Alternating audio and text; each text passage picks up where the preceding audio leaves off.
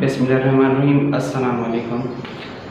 काफ़ी 2-3 दिनों से हमारा एक ही टॉपिक पे वीडियोस बना रहे हैं कि हम किस तरह से अगर सक्सेस गेन करना चाहते हैं हम किस तरह से सक्सेस गेन कर सकते हैं। और हमने ये भी देखा था कि अक्सर लोग फेल हो जाते हैं, तो वो क्यों फेल हो जाते हैं, और अगर हम अपने आप को चेंज करना चाहते हैं तो किस तरह से हम चेंज कर सकते हैं। आज हम नेक्स्ट बढ़ेंगे कि सी फेलियर एज अ सक्सेस। आज का हमारा टॉपिक है कि आप अपनी नाकामियों को, आप अपने फेलियर्स को एज अ सक्सेस लें। फॉर एग्ज़ाम्पल, आप कोई गोल सेट करते हैं और उसके लिए आप अपनी कोशिश स्टार्ट कर देते हैं, तो आप कोशिश करते करते आपको दरमियान में आप जब पहुंचते हैं अपने रास्ते के, तो आपका सामना फेलियर से होता है। जब आपका सामना फेलियर से होता है तो आप बिल्कुल ही मायूस हो जाते हैं। क्यों? क्योंकि आप काफ़ी अरसे से मेहनत कर रहे होते हैं, अपने गोल को सेट करते हैं, फिर उस पर मेहनत करते हैं, तगो-दो करते हैं, लेकिन जब आप दरमियान में पहुंचते हैं तो आपको पता चलता है आप फेल हो जाते हैं। आपको पता चलता है यार मैं तो फेल हो गया, इतना दिनों की मेहनत सारी ज़ाया हो गई, तो आपके अंदर मायूसी आ जाती है। तो बाज़ औक़ात ऐसे बंदे भी होते हैं जो वो काम ही छोड़ देते हैं। वो कहते हैं हम फेल हो गए, हमने इतना मेहनत की, तो वो काम ही छोड़ देते हैं।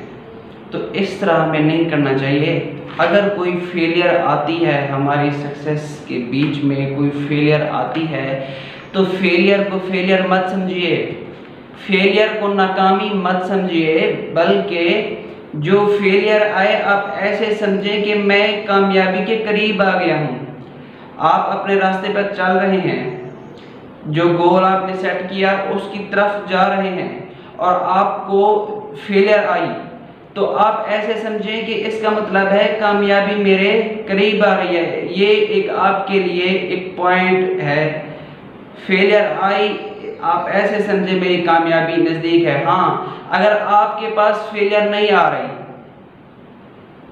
आपको फेलियर नाकामी नहीं आ रही, तो आप समझ लीजिए कि अभी सक्सेस बहुत दूर है। क्योंकि अगर आपके पहले 2-3 साल, 5 साल, 6 साल, 10 साल इनिशियल ईयर्स अगर आपके अनकंफर्टेबल रहे, आपको चैलेंजेस कंपीट करना पड़े, आपको फेलियर्स का सामना करना पड़ा, जो भी करना पड़ा इनिशियल ईयर्स में, तो आपके जो अगले 4-5 साल हैं, 10 साल हैं, पूरी ज़िंदगी कह लें, आप कंफर्टेबल रहेंगे, आप पुरसुकून रहेंगे, आपको किसी भी किस्म के फेलियर और चैलेंज का सामना नहीं करना पड़ेगा।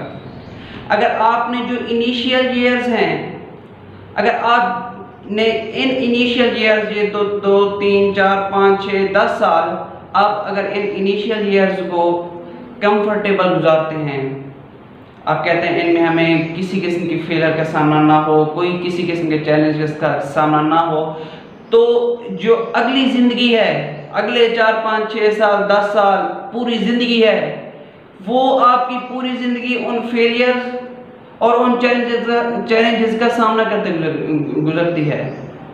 तो इसलिए अगर आप पूरी ज़िंदगी, अगली last years of your life अगर आप अच्छी गुजारना चाहते हैं, तो आप इन इनिशियल ईयर्स में मेहनत कर लें, अपने गोल सेट कर लें और सख्त मेहनत करें, ताकि आप जितने भी अनकंफर्टेबल रहें इन ईयर्स में तो कोई बात नहीं है, आप अगले ईयर्स में कंफर्टेबल होंगे। इसमें सबसे पहला पॉइंट ये है कि अपनी जो मिस्टेक्स हैं ना, लर्न फ्रॉम योर मिस्टेक्स। जो आप मिस्टेक करते हैं आप उनसे सीखें। आप देखें, आपने एक गोल सेट किया, आप सक्सेस की जानिब बढ़ रहे हैं, आप चाहते हैं कि मैं सक्सेस गेन करूं, तो क्या हुआ कि दरमियान रास्ते में आपको फेलियर का सामना करना पड़ा। अब आप देखें, आपने मायूस नहीं होना, बल्कि पहली बात आपने फेलियर को क्या लेना है कि ये सक्सेस है। इसका मतलब है कि मैं सक्सेस के करीब आ गया हूँ, इसलिए मुझे फेलियर हुई है, इसलिए मैं फेल हुआ हूँ। आप ये समझिए। और दूसरा, जब आप ये समझेंगे कि फेलियर मुझे इसलिए आई क्योंकि मेरी सक्सेस करीब है, तो आप देखेंगे कि ये मुझे फेलियर क्यों आई, आप उसकी वजह ढूंढेंगे। आप मिस्टेक्स देखेंगे कि मैंने कौन सी ऐसी मिस्टेक की कि ये मुझे फेलियर आई, तो फिर आप उस मिस्टेक को ठीक कीजिए, लर्न फ्रॉम योर मिस्टेक्स। फिर अपनी उन गलतियों को ठीक कीजिए जिनकी वजह से वो फेलियर आई। जब आप उन गलतियों को ठीक करेंगे तो आप कामयाबी हासिल कर लेंगे। मैं आपको एक छोटी सी मिसाल से इसकी वजाहत करूंगा। देखें, फर्ज कर लें कि 4 रास्ते हैं, 4, उनमें से एक ठीक रास्ता है और बाकी 3 गलत रास्ते हैं। अब जी हमने वो ठीक रास्ता चुना, हमें मालूम नहीं है कि ठीक रास्ता कौन सा है। हम अब उस ठीक रास्ते की तलाश में एक रास्ता, एक रूट अख्तियार करते हैं और उस पर चल पड़ते हैं। दरमियान में चलने तक हमें ये मालूम होता है कि यार ये तो रास्ता ही गलत था, मैंने तो जाना था लाहौर और मैं जा रहा हूँ कराची। मतलब कि जिस रास्ते की तरफ मैं जा रहा हूँ, जिस गोल की तरफ मैं जाना चाहता हूँ, ये रास्ता तो वहीं जाता नहीं है, ये तो किसी और तरफ जाता है।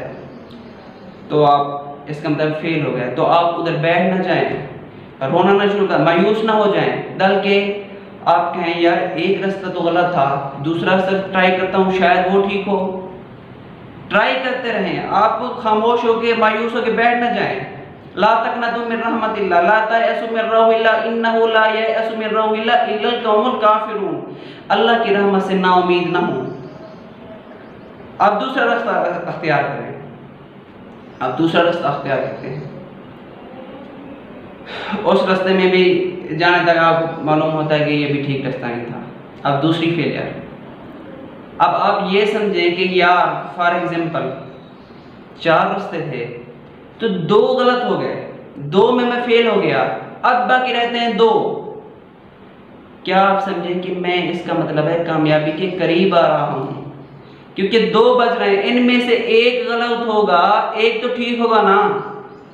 आप कामयाबी के करीब से करीब तर होते जाते हैं जब आपका सामना फेलियर से होता है। जितना ज़्यादा आपको फेलियर आ रही है, इसका मतलब है उतना ही ज़्यादा आप कामयाबी के करीब होते जा रहे हैं। अब 2 रास्ते बचे। एक रास्ते, उनमें से एक रास्ता आपने इंतखाब किया, वो फिर गलत हो गया, फिर आपको तीसरी फेलियर का सामना करना पड़ा। इस तरह बिल आखिर जब 3 रास्ते आपने देख लिए कि वो गलत थे, आपका एक्सपीरियंस हो गया कि ये तीनों रास्ते गलत हैं, आपने चौथा रास्ता अख्तियार किया और वो ठीक था, जो रास्ता आपको आपके गोल की तरफ ले गया, तो आपको 2 चीज़ें हासिल हुई।